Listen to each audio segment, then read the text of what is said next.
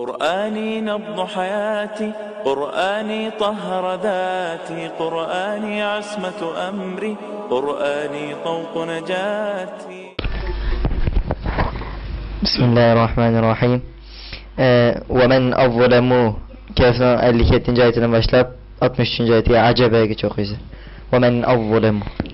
بسم الله الرحمن الرحيم.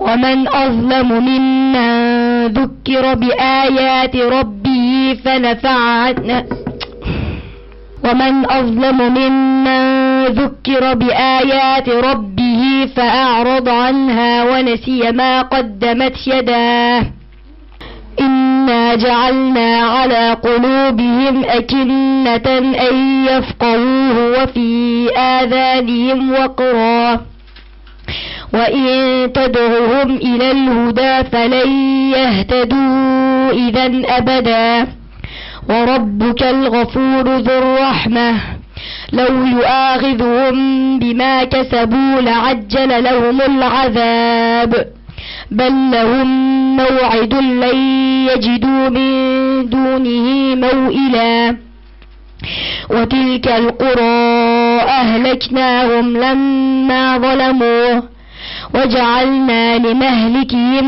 موعدا ورأى المجرم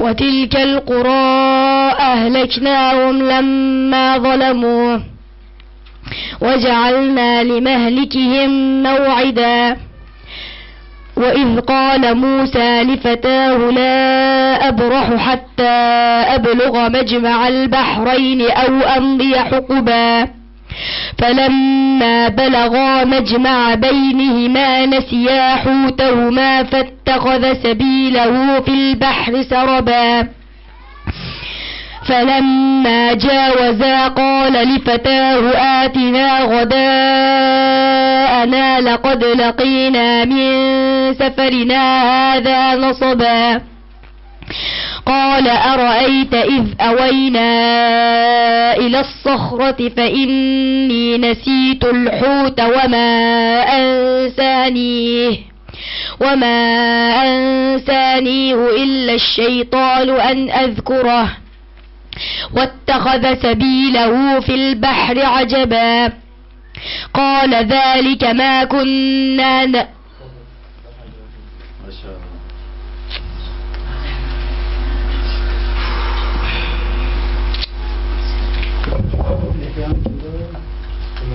حديث